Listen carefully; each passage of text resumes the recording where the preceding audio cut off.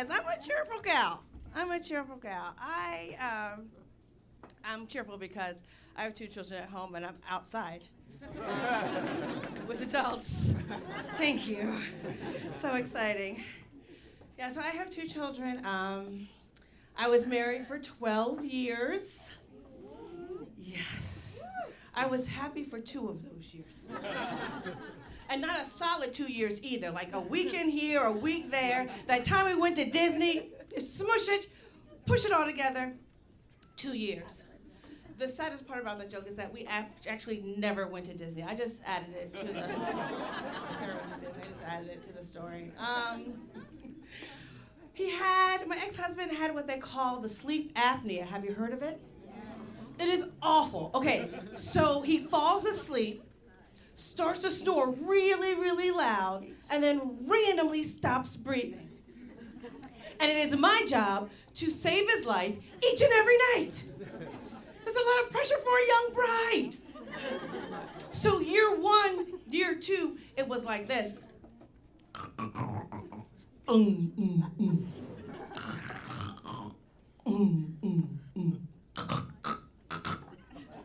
I push him, I saved your life, I saved your life.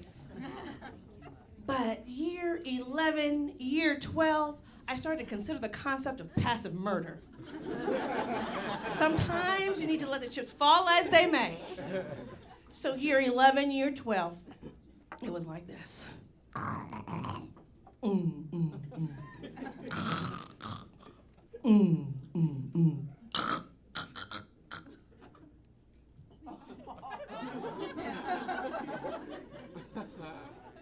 He ain't never died, though. He ain't never died. So I got a divorce. I don't need those charges. No one dies from sleep apnea, man. Whatever. So what does one do when one has been married to the only person they've ever loved their whole adult life and then get a divorce? What does one do? I became a whore. That's what I did. But I didn't know how to be a whore, so I had to do whore research. So I watched shows like Love and Hip Hop. I watched some of the Lifetime movies to learn how to become a whore. So the first step is to get yourself a pair of whore shoes. Go to justfab.com. You know, that's a real site. Every shoe is like it has a 6-inch heel. Once I went there to get a rain boot, I searched rain boots. It pops up like a yellow rubber, one of those classic rain boots, but this one had a 6-inch heel. A 6-inch, who wears 6-inch heel rain boots? Whores do, that's who.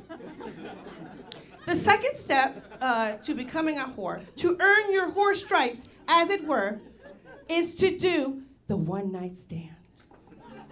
I know, that wasn't the joke. I was totally gonna do it though.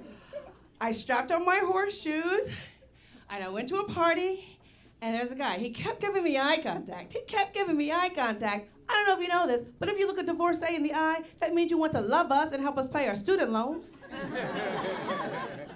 And this guy had an English accent. I know.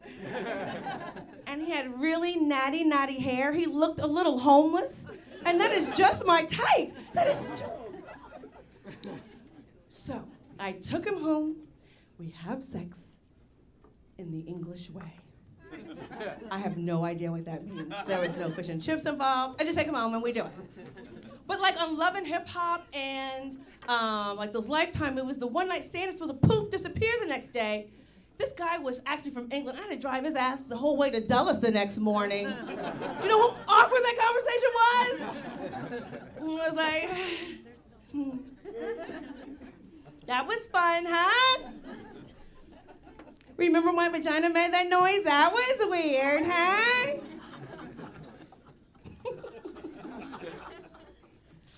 You didn't back off the queef joke. I enjoy you guys. You guys are fun.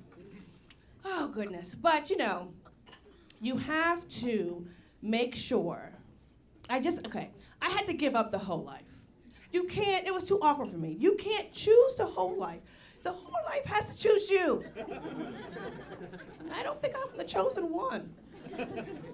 So, okay.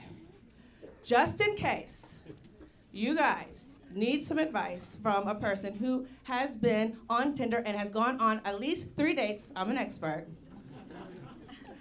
I'm gonna give you some social media advice. Right after this one night stand debacle, I changed my Facebook status. Don't put your business on Facebook, people.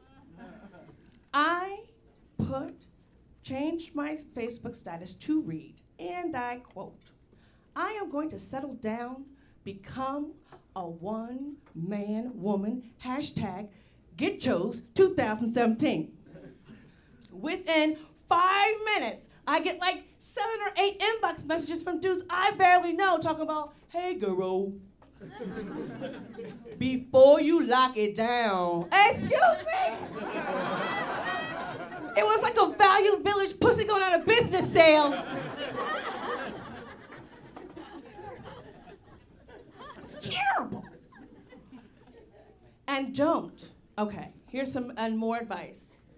So also, when you do find that special someone, do not make your relationship Facebook or IG official right away.